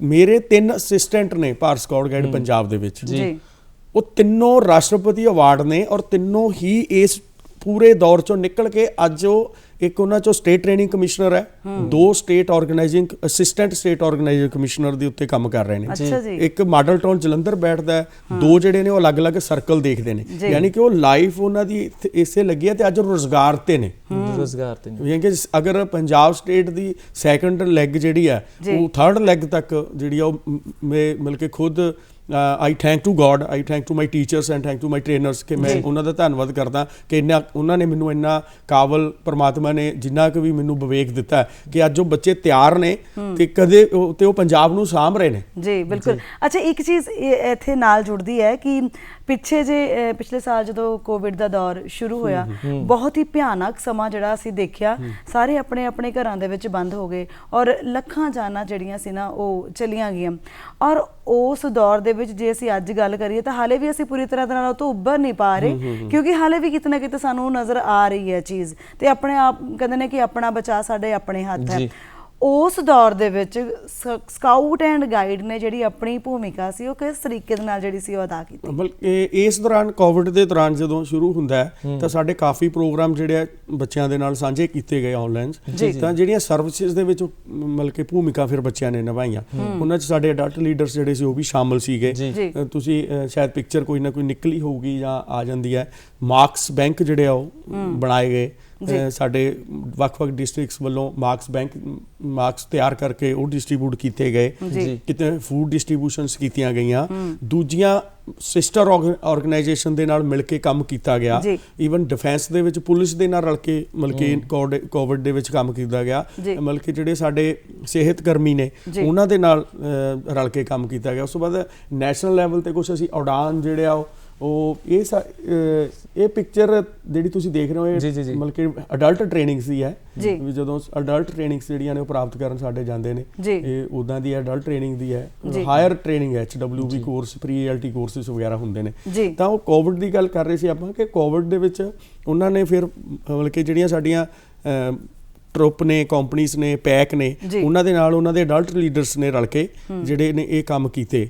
ਕਾਫੀ ਪੰਜਾਬ ਦੇ ਵਿੱਚ ਇਹਦੇ ਉੱਤੇ ਕੰਮ ਹੋਇਆ। ਲਗਭਗ ਅਸੀਂ ਕੋਈ 55,000 ਦੇ ਕਰੀਬ ਮਾਰਕਸ ਜਿਹੜੇ ਆ ਉਹ ਸਾਡੇ ਵਲੰਟੀਅਰਸ ਨੇ ਜ਼ਿਲ੍ਹਿਆਂ ਦੇ ਵਿੱਚ ਵੱਖ-ਵੱਖ ਉਹਨਾਂ ਨੇ ਇਹ ਵੰਡੇ ਨੇ, ਬਣਾ ਕੇ ਦਿੱਤੇ, ਲੋਕਾਂ ਨੂੰ ਡਿਸਟ੍ਰੀਬਿਊਟ ਕੀਤੇ, ਮਤਲਬ ਕਿ ਪੁਲਿਸ ਡਿਪਾਰਟਮੈਂਟ ਤੱਕ ਪਹੁੰਚਾਏ। ਉਸ ਤੋਂ ਬਾਅਦ ਉਹਨਾਂ ਨੇ ਆਪਣੇ ਹੀ ਤੌਰ ਤੇ ਕੁਝ ਕਲੈਕਸ਼ਨਸ ਕਰਕੇ ਵੀ ਜਿੱਥੇ ਕਿਤੇ ਕਿਸੇ ਦੀ ਹੈਲਪ ਹੋਈ ਉਹ ਕੀਤੀ। ਫਿਰ ਉਹਨਾਂ ਨੇ ਡਿਸਟ੍ਰਿਕਟ ਐਡਮਿਨਿਸਟ੍ਰੇਟਰ ਦੇ ਨਾਲ ਮਿਲ ਕੇ ਕਾਫੀ ਜ਼ਿਆਦਾ ਕੰਮ ਕੀਤਾ। ਨੈਸ਼ਨਲ ਲੈਵਲ ਤੇ ਅਸੀਂ ਆਨਲਾਈਨ ਪ੍ਰੋਗਰਾਮ ਚੱਲੇ, ਉਡਾਨ ਇੱਕ ਪ੍ਰੋਗਰਾਮ ਸਾਡਾ ਇਹਨਾਂ ਦਿਨਾਂ 'ਚ ਚੱਲਦਾ ਰਿਹਾ ਬੱਚਿਆਂ ਨੂੰ ਮੋਟੀਵੇਟ ਕਰਨ ਵਾਸਤੇ ਕਿ ਇਹ ਐਕਟੀਵਿਟੀ ਜਿਹੜੇ ਵੀ ਬੱਚੇ ਕਰਦੇ ਨੇ ਆਨਲਾਈਨ ਜਿਹੜੇ ਆ ਉਹ ਇਹਦੇ ਵਿੱਚ ਵੀ ਭਾਗ ਲੈਣ। ਤਾਂ ਇੱਦਾਂ ਦੇ ਕਾਫੀ ਜਿਹੜੇ ਪ੍ਰੋਗਰਾਮ ਜਿਹੜੇ ਆ ਕੋਵਿਡ ਦੇ ਲਈ ਹੋਏ ਔਰ ਕੀਤੇ ਗਏ। ਪ੍ਰੈਕਟੀਕਲੀ ਮਤਲਬ ਕਿ ਉਹਨਾਂ ਨੂੰ ਬੱਚਿਆਂ ਨੇ ਕਾਫੀ ਖੂਬਸੂਰਤੀ ਦੇ ਨਾਲ ਨਿਭਾਇਆ। ਸੋ ਇਹ ਕਿਉਂਕਿ ਇਹ 2 ਤਰ੍ਹਾਂ ਦੀਆਂ ਡਿਜ਼ਾਸਟਰਸ ਹੁੰਦੀਆਂ ਨੇ, ਇੱਕ ਕੁਦਰਤੀ ਹੁੰਦੀਆਂ ਨੇ, ਇੱਕ ਹਿਊਮਨ ਡਿਜ਼ਾਸਟਰਸ ਹੋ ਜਾਂਦੀਆਂ ਨੇ। ਸੋ ਜਿਹੜਾ ਸਕਾਊਟ ਗਾਈਡ ਹੈ ਉਹ ਮਤਲਬ ਕਿ ਉਹਨੇ ਇਸੇ ਲਈ ਉਹਨੂੰ ਤਿਆਰ ਕੀਤਾ ਜਾਂਦਾ ਕਿ ਅਗਰ ਕੋਈ ਇਦਾਂ ਦਾ ਡਿਜ਼ਾਸਟਰ ਆਉਂਦਾ ਤਾਂ ਉਹਨੇ ਇਹਦੇ ਵਿੱਚ ਵੱਧ ਤੋਂ ਵੱਧ ਸਮਾਜ ਦਾ ਜਿਹੜਾ ਉਹ ਹਿੱਸਾ ਬਣਨਾ ਤੇ ਸਮਾਜ ਦੇ ਲਈ ਕੰਮ ਕਰਨਾ। ਤਾਂ ਇਹ ਵੀ ਇੱਕ ਬੜਾ ਵੱਡਾ ਡਿਜ਼ਾਸਟਰ ਹੈ ਕੋਵਿਡ ਦਾ। ਤਾਂ ਬੱਚਿਆਂ ਨੇ ਕਾਫੀ ਬਾਖੂਬੀ ਜਿਹੜਾ ਉਹਦੇ ਵਿੱਚ ਸਾਡੇ ਅਡਲਟ ਲੀਡਰਸ ਨੇ ਤੇ ਸਾਡੇ ਸਕਾਊਟਸ ਗਾਈਡਸ ਨੇ ਕਾਫੀ ਰੋਲ ਜਿਹੜਾ ਉਹ ਅਦਾ ਕੀਤਾ। ਸੋ ਹੁਣ ਵੀ ਕਰ ਰਹੇ ਨੇ ਜਿੱਥੇ ਜਿੱਥੇ ਵੀ ਅਵੇਅਰਨੈਸ ਪ੍ਰੋਗਰਾਮ ਨੇ। ਹੁਣ ਅਸੀਂ ਇੱਕ ਅਵੇਅਰਨੈਸ ਪ੍ਰੋਗਰਾਮ ਹੈ ਕਿ ਸਾਡੇ ਅਡਲਟਸ ਜਿਹੜੇ ਨੇ ਉਹ ਜ਼ਿਲ੍ਹਿਆਂ ਦੇ ਵਿੱਚ ਅਵੇਅਰਨੈਸ ਪ੍ਰੋਗਰਾਮ ਚਲਾ ਰਹੇ ਨੇ ਕਿ ਆਪਾਂ ਇਹ ਸਾਰੇ ਸਿਸਟਮ ਨੂੰ ਕਿਵੇਂ ਲੈਣਾ ਹੈ, ਕਿਵੇਂ ਬਚਣਾ ਹੈ। ਉਹ ਸਾਰਾ ਕੁਝ ਹੈ ਚੱਲਦਾ ਹੈ। ਤੇ ਨਾਲ ਨਾ ਮੈਂ ਹੋਰ ਦੱਸਦਾ, ਜਿਵੇਂ ਸਰਕਾਰ ਵੱਲੋਂ ਕੁਝ ਚੱਲਦੇ ਆ, ਜਿਵੇਂ ਬਰਡੀ ਚੱਲਿਆ ਹੈ, ਬਰਡੀ ਗਰੁੱਪ ਚੱਲਿਆ ਸੀ ਇੱਕ ਗਵਰਨਮੈਂਟ ਆਫ ਪੰਜਾਬ ਵੱਲੋਂ, ਤੰਦਰੁਸਤ ਪੰਜਾਬ ਹੈ। ਤਾਂ ਤੁਸੀਂ ਇਹ ਦੇਖੋਗੇ ਕਿ ਬਰਡੀ ਗਰੁੱਪ ਜਿਹੜੇ ਆ ਜਾਂ ਹੋਰ ਜਿੱਦਾਂ ਇੱਦਾਂ ਦੇ ਗਰੁੱਪ ਗਵਰਨਮੈਂਟ ਵੱਲੋਂ ਸਕੂਲਾਂ 'ਚ ਚਲਾਏ ਗਏ ਆ, ਨਿਗਾਹ ਮਾਰੋਗੇ ਪੰਜਾਬ ਲੈਵਲ ਦੇ ਉੱਤੇ ਤਾਂ ਉਹ ਚੀਜ਼ਾਂ ਸਫਲ ਹੀ ਉੱਥੇ ਹੋਈਆਂ ਜਿੱਥੇ ਸਕਾਊਟ ਗਾਈਡ ਦੇ ਟਰੁੱਪ ਸੀਗੇ। ਅਗਰ ਉਹਨਾਂ ਸਕੂਲਾਂ ਦੇ ਵਿੱਚ ਹੀ ਉਹ ਸਫਲ ਨੇ, ਉਹਨਾਂ ਜ਼ਿਲ੍ਹਿਆਂ ਦੇ ਵਿੱਚ ਹੀ ਉਹ ਸਫਲ ਨੇ ਜਿੱਥੇ ਸਕਾਊਟ ਗਾਈਡ ਦੇ ਟਰੁੱਪ ਆਲਰੇਡੀ ਜ਼ਿਆਦਾ ਸੀਗੇ। ਹਰ ਉਸ ਸਕੂਲ 'ਚ ਬਰਡੀ ਸਿਸਟਮ ਬਾਖੂਬੀ ਚੱਲ ਰਿਹਾ ਜਿੱਥੇ ਸਕਾਊਟ ਗਾਈਡ ਦਾ ਟਰੁੱਪ ਸੀ, ਕਿਉਂਕਿ ਬਰਡੀ ਬਟ ਮਤਲਬ ਕਿ ਇਹ ਪਹਿਲਾਂ ਹੀ ਬ੍ਰਦਰਹੁੱਡ ਤੇ ਸਿਸਟਰਹੁੱਡ ਹੈਗਾ ਜੀ। ਵਿਸ਼ਵ ਭਾਈਚਾਰੇ ਲਈ ਅਸੀਂ ਕੰਮ ਕਰਦੇ ਹਾਂ, ਛੋਟੇ ਤੇ ਸਮਾਲ ਗਰੁੱਪਸ ਦੇ ਵਿੱਚ ਕੰਮ ਕਰਦੇ ਹਾਂ। ਤਾਂ ਜਿੱਥੇ ਵੀ ਉਹ ਚੈਨ ਚੱਲ ਰਹੀ ਸੀ ਉੱਥੇ ਸਰਕਾਰ ਦੀ ਹਰ ਜਿਹੜੀ ਗਤੀਵਿਧੀ ਆ ਉਹ ਕਾਫੀ ਸਫਲ ਹੁੰਦੀ ਹੈ। ਜੀ ਬਿਲਕੁਲ। ਤੁਸੀਂ ਛੋਟੀ ਉਮਰ ਦੀ ਗੱਲ ਕਰ ਰਹੇ ਸੀ ਕਿ ਬੱਚਿਆਂ ਦੀ ਛੋਟੀ ਉਮਰ ਤੋਂ ਹੀ ਜੁਆਇਨ ਜਿਹੜੇ ਉਹ ਬੱਚੇ ਕਰ ਸਕਦੇ। ਕਿੰਨੀ ਉਮਰ ਤੋਂ ਬੱਚੇ ਜਿਹੜੇ ਆ ਉਹ ਜੁਆਇਨ ਕਰ ਸਕਦੇ ਆ, ਔਰ ਛੋਟੇ ਬੱਚਿਆਂ ਨੂੰ ਸਾਂਭਣਾ ਵੀ ਬੜਾ ਔਖਾ ਹੁੰਦਾ ਹੈ, ਤੇ ਕਿਸ ਤਰੀਕੇ ਦੇ ਨਾਲ ਉਹਨਾਂ ਨੂੰ? ਦੇਖੋ ਦੱਸਿਆ ਵੀ ਟਮੋਲਾ 2.5 ਸਾਲ ਤੋਂ ਚੱਲ ਪੈਂਦਾ, ਜਿਹੜਾ ਕਾਬੁਲਬੁਲਾ 5 ਸਾਲ ਤੋਂ ਸ਼ੁਰੂ ਹੋ ਜਾਂਦਾ। ਤਾਂ ਲੇਕਿਨ ਉਹ ਜਿਹੜਾ ਹੈ ਕਿ ਉਹ ਬੱਚੇ ਜਿਹੜੇ ਨੇ ਉਹਨਾਂ ਦਾ ਟੀਚਰਸ ਜਿਹੜਾ ਉਹਨੂੰ ਟ੍ਰੇਨ ਕਰ ਦਿੱਤਾ ਜਾਂਦਾ ਜੀ। ਉਹ ਅਲੱਗ-ਅਲੱਗ ਟ੍ਰੇਨਿੰਗਸ ਤੋਂ ਜਦੋਂ ਨਿਕਲਦਾ ਤਾਂ ਉਹ ਕੀ ਹੈ ਕਿ ਗਤੀਵਿਧੀ ਉਦਾਂ ਦੀ ਹੈ। ਹੁਣ ਛੋਟਾ ਬੱਚਾ ਹੈ, ਪੈਦਾ ਹੁੰਦਾ ਜਦੋਂ, ਤਾਂ ਉਹ ਕੋਸ਼ਿਸ਼ ਕਰਦਾ, ਰਿੜਦਾ, ਉਹ ਕੋਸ਼ਿਸ਼ ਹੀ ਕਰ ਰਿਹਾ ਹੁੰਦਾ ਨਾ। ਤਾਂ ਸਕਾਊਟ ਇਹਦੇ ਚ ਕਾਬੁਲਬੁਲ ਦਾ ਮਾਟੋ ਵੀ ਹੈ, ਕੋਸ਼ਿਸ਼ ਕਰੋ। ਬਿਲਕੁਲ। ਇਹ ਕੋਸ਼ਿਸ਼ ਦੇ ਨਾਲ ਮੈਨੂੰ ਇੱਕ ਗੱਲ ਹੋਰ ਯਾਦ ਆ ਗਈ ਕਿ ਸਕਾਊਟ ਐਂਡ ਗਾਈਡ ਕਹਿੰਦੇ ਨੇ ਸਾਡੀ ਸਿੱਖਿਆ ਪ੍ਰਣਾਲੀ ਦੇ ਨਾਲ ਵੀ ਬਹੁਤ ਵਧੀਆ ਤਰੀਕੇ ਦੇ ਨਾਲ ਜੁੜਿਆ ਹੋਇਆ। ਸਰਕਾਰ ਦੀਆਂ ਕੁਝ ਨੀਤੀਆਂ ਨੇ ਕਿ 2021 ਦੇ ਵਿੱਚ ਸਾਡਾ ਜਿਹੜਾ ਸਿੱਖਿਆ ਦਾ ਮਾਡਲ ਹੈ ਕਾਫੀ ਹੱਦ ਤੱਕ ਬਦਲ ਜਾਏਗਾ, ਔਰ 2021 ਸ਼ੁਰੂ ਹੋ ਚੁੱਕਾ ਹੈ ਤੇ ਫਰਵਰੀ ਦਾ ਮਹੀਨਾ ਵੀ ਆ ਚੁੱਕਾ ਹੈ। ਸੋ ਕਿਵੇਂ ਇਹ ਸਾਡੀ ਸਿੱਖਿਆ ਪ੍ਰਣਾਲੀ ਨੂੰ, ਸਾਡੇ ਸਿੱਖਿਆ ਤੰਤਰ ਨੂੰ ਕਿਵੇਂ ਪ੍ਰਭਾਵਿਤ ਕਰਦਾ ਔਰ ਕਿਵੇਂ ਨਾਲ ਜੋੜ ਕੇ ਰੱਖਦਾ? ਬਾਕਮਾਲ ਸਿਸਟਮ ਦਿੱਤਾ ਹੋਇਆ ਲਾਰਡ ਬੇਟਨ ਪਾਵਲ ਨੇ 1907 ਦੇ ਵਿੱਚ। ਜੀ ਜੋ ਉਹ ਸ਼ਖਸ 1907 ਚ ਕਹਿ ਗਿਆ, ਜਾਂ ਜੋ ਸਕਾਊਟਿੰਗ ਹੁਣ ਤੱਕ ਕਹਿ ਰਹੀ ਹੈ 100 ਸਾਲ ਤੋਂ ਪਲੱਸ ਹੋ ਚੁੱਕੇ, ਉਹ ਕਹਿ ਰਹੀ ਹੈ ਵੀ ਇਹ ਆ ਹੋਣਾ ਚਾਹੀਦਾ। ਜਿਹੜੀ ਸਾਡੀ ਸਿੱਖਿਆ ਨੀਤੀ, ਆਉਣ ਵਾਲੀ ਸਿੱਖਿਆ ਨੀਤੀ ਹੈ, ਉਹ ਪਹਿਲਾਂ ਹੀ ਸਕਾਊਟਿੰਗ ਜਿਹੜੀ ਆ ਉਹ ਉਸ ਨੂੰ ਉਹਦੇ ਨਾਲ ਅਟੈਚ ਕਰਦੀ ਹੈ ਪਹਿਲਾਂ ਤੋਂ ਹੀ। ਮਤਲਬ ਕਿ ਸਕਾਊਟਿੰਗ ਇੱਕ ਸਕਿਲਡ ਐਜੂਕੇਸ਼ਨ ਹੈ। ਜਿਹੜੀ ਸਕਿਲਡ ਐਜੂਕੇਸ਼ਨ ਹੈ, ਇਸ ਕਰਕੇ ਜਿਹੜੀ ਸਕਾਊਟਿੰਗ ਉਹ ਬਿਲਕੁਲ ਪਹਿਲਾਂ ਹੀ ਸਮੇਂ ਦੇ ਹਾਣੀ ਹੈ। ਜੋ ਅੱਜ ਹੋ ਰਿਹਾ, ਜੋ ਅੱਜ ਮਤਲਬ ਕਿ ਪੜ੍ਹੋ ਸਾਖਰਤਾ ਦੇ ਵਿੱਚ ਤੇ ਪੜ੍ਹੋ ਪੰਜਾਬ, ਇਹ ਜਿਹੜੀਆਂ ਪੜ੍ਹੋ ਪੰਜਾਬ ਆਇਆ, ਇਹਨਾਂ ਦੇ ਵਿੱਚ ਗੱਲ ਕੀਤੀ ਗਈ ਸਮਾਲ ਗਰੁੱਪਸ ਦੀ, ਤੇ ਗੇਮ ਵੇ ਦੇ ਨਾਲ ਬੱਚੇ ਨੂੰ ਸਿਖਾਓ। ਸਕਾਊਟਿੰਗ ਪਹਿਲਾਂ ਹੀ ਗੇਮ ਪਲੇ ਵੇ ਦੇ ਮੈਥਡ ਦੇ ਨਾਲ ਚੱਲ ਰਹੀ ਹੈ ਤੇ ਸਮਾਲ ਗਰੁੱਪਸ ਦੇ ਵਿੱਚ ਚੱਲ ਰਹੀ ਹੈ। ਆਉਣ ਵਾਲੀ ਸਿੱਖਿਆ ਪਾਲਿਸੀ ਦੇ ਵਿੱਚ ਉਹਨਾਂ ਨੇ ਸਬਜੈਕਟ ਚੂਜ਼ਿੰਗ ਦੀ ਕੀਤਾ ਹੈ, ਉਸ ਤੋਂ ਬਾਅਦ ਸਕਿੱਲ ਦੇ ਉੱਤੇ ਜ਼ੋਰ ਦਿੱਤਾ ਜਾ ਰਿਹਾ। ਸਕਾਊਟਿੰਗ ਪਹਿਲਾਂ ਹੀ ਸਕਿਲਡ ਹੈ, ਬਲਕਿ ਸਕਿੱਲ 'ਚ ਹੀ ਚੱਲ ਰਹੀ ਹੈ। ਔਰ ਸਕਿਲਡ ਐਜੂਕੇਸ਼ਨ ਦਾ ਵੀ ਕੁਝ ਇਹਦੇ ਨਾਲ ਸੰਬੰਧ ਹੈਗਾ। ਪਾਇਨਰਿੰਗ ਪੂਰਾ ਸਕਿੱਲ ਹੈ, ਫਸਟ ਏਡ ਪੂਰੀ ਸਕਿੱਲ ਹੈ। ਇੱਕ ਬੱਚੇ ਲਾਈਫ ਮਤਲਬ ਕਿ ਲਾਈਫ ਸਿਕਿਉਰ ਸਕਿੱਲ ਹੈ ਜਦੋਂ ਤੁਸੀਂ ਫਸਟ ਏਡ ਕਰਵਾ ਦਿੰਦੇ ਹੋ। ਉਸ ਤੋਂ ਬਾਅਦ ਐਡਵੈਂਚਰਸ ਹੈ ਪੂਰਾ। ਉਸ ਤੋਂ ਬਾਅਦ ਤੁਹਾਡੇ ਕੋਲ ਬੈਚ ਸਿਸਟਮ ਹੈ ਸਾਡਾ, ਜਿਹਦੇ ਚ ਕੰਪਿਊਟਰ ਐਜੂਕੇਸ਼ਨ ਹੈ, ਜਿਹਦੇ ਚ ਮਕੈਨੀਕਲ ਇਲੈਕਟ੍ਰੋਨਿਕਲ ਬੈਚ ਹੈ, ਜਿਹਦੇ ਚ ਈਵਨ ਤੁਸੀਂ ਕੋਈ ਗੱਲ ਕਰੋਗੇ ਤੇ ਬੁੱਕ ਬਾਈਂਡਰ ਤੱਕ ਦਾ ਉਸ ਨੂੰ ਬੱਚੇ ਨੂੰ ਪ੍ਰੈਕਟਿਸ ਕਰਾਈ ਜਾਂਦੀ ਹੈ ਕਿ ਬੁੱਕ ਕਿਵੇਂ ਬਾਈਂਡ ਕਰਨੀ ਹੈ। ਇਹ ਮਤਲਬ ਕਿ ਈਵਨ ਜੁੱਤਾ ਜੋੜਨਾ ਕਿੱਦਾਂ ਹੈ, ਜੁੱਤੇ ਨੂੰ ਕਿਵੇਂ ਗੰਢਣਾ ਹੈ, ਪੱਖੀਆਂ ਕਿਵੇਂ ਬਣਾਉਣੀਆਂ ਹਨ, ਦਰੀਆਂ ਕਿਵੇਂ ਬੁਣਨੀਆਂ ਹਨ, ਪਰਾਂਦੇ ਕਿਵੇਂ ਬਣਾਉਣੇ ਹਨ, ਤੁਸੀਂ ਉਹ ਘੁਮਿਆਰ ਜਿਹੜਾ ਉਹ ਭਾਂਡੇ ਕਿਵੇਂ ਬਣਾਉਂਦਾ ਹੈ। ਟੋਟਲੀ ਸਕਿਲਡ ਬੇਸਡ ਐਜੂਕੇਸ਼ਨ ਹੈ ਜਿਹੜੀ ਸਕਾਊਟਿੰਗ ਹੈ, ਸਕਿਲ ਬੇਸਡ ਐਜੂਕੇਸ਼ਨ ਹੈ। ਮਤਲਬ ਕਿ ਸਾਰਾ ਬੱਚੇ ਨੂੰ ਸਕਿਲਫੁਲ ਹੀ ਕੀਤਾ ਜਾਂਦਾ ਹੈ ਕਿ ਅਗਰ ਉਹ ਕਿਤੇ ਵੀ ਇੱਕ ਪਰਟੀਕੂਲਰ ਜੌਬ ਨਹੀਂ ਕਰ ਸਕਿਆ ਤਾਂ ਉਹ ਜਿੱਦਾਂ ਵੈਲਡਰ ਹੈ, ਸਾਡੇ ਬੈਚ ਹੈ, ਵੈਲਡਿੰਗ ਦਾ ਸਾਡਾ ਬੈਚ ਹੈ, ਮਕੈਨਿਕ ਦਾ ਬੈਚ ਹੈ, ਆਟੋਮੋਬਾਈਲਸ ਦਾ ਬੈਚ ਹੈ, ਕਿਉਂਕਿ ਬੱਚਾ 99 ਬੈਚਿਸ ਦੇ ਉੱਤੇ ਅਸੀਂ ਕੰਮ ਕਰਾਉਣੇ ਆ। ਬਿਲਕੁਲ 99 ਉਸ ਤੋਂ ਬਾਅਦ ਸੌਰੀ ਮੈਂ ਤੁਹਾਨੂੰ ਰੋਕ ਰਿਹਾ, ਉਸ ਤੋਂ ਬਾਅਦ ਜਿਹੜੇ ਕਿ ਸਾਡੇ ਇੰਟਰਨੈਸ਼ਨਲ ਲੈਵਲ ਦੇ ਉੱਤੇ ਵੌਕਸ ਤੇ ਵੌਜ਼ਮ ਦੇ ਪ੍ਰੋਗਰਾਮ ਚੱਲ ਰਹੇ ਨੇ। ਮੈਂ ਉਹੀ ਗੱਲ ਕਰਨ ਲੱਗਿਆ ਸੀਗਾ ਕਿ ਇੰਟਰਨੈਸ਼ਨਲ ਲੈਵਲ ਤੇ ਆਪਸੀ ਸਾਂਝ ਨੂੰ ਇਹ ਸਕਾਊਟ ਐਂਡ ਗਾਈਡ ਕਿਵੇਂ ਬਣਾਇਆ ਜਾਂਦਾ ਹੈ? ਟੋਟਲੀ ਇੰਟਰਨੈਸ਼ਨਲ ਲੈਵਲ ਹੈ ਜੀ, ਮਤਲਬ ਕਿ ਇਹ ਇੰਟਰਨੈਸ਼ਨਲ ਮੂਵਮੈਂਟ ਹੈ ਸਕਾਊਟਿੰਗ ਦੇ ਨਾਂ ਤੇ। ਇੰਡੀਆ ਦੇ ਵਿੱਚ 12 ਸਕਾਊਟਸ ਐਂਡ ਗਾਈਡਸ ਪੰਜਾਬ ਆ ਗਿਆ ਤਾਂ ਪੰਜਾਬ, ਹਰਿਆਣਾ ਆ ਗਿਆ ਤਾਂ ਹਰਿਆਣਾ। ਬਿਲਕੁਲ। ਤਾਂ ਇੰਟਰਨੈਸ਼ਨਲ ਭਾਈਚਾਰਾ ਹੈ ਪੂਰਾ, ਜੋ ਵੀ ਗਤੀਵਿਧੀਆਂ। ਹੁਣ ਵੌਜ਼ਮ ਹੈ ਸਾਡੀ ਇੱਕ ਹੈ ਵੈਗਜ਼ ਹੈ ਕਿ world organization of the girl guiding, ਇਦਾਂ ਹੀ world organization of the scout movement. ਤਾਂ ਇਹ ਦੋਨੇ ਜਿਹੜੀਆਂ ਨੇ ਵਰਲਡ ਤੋਂ ਚੱਲਦੀਆਂ ਹਨ। ਤਾਂ ਇਹਨਾਂ ਦੇ ਅੰਦਰ ਬਹੁਤ ਜ਼ਿਆਦਾ ਸਾਡੇ ਇੱਕ ਟਿਕਟ ਟੂ ਲਾਈਫ ਪ੍ਰੋਗਰਾਮ ਚੱਲਦਾ ਸਾਡਾ।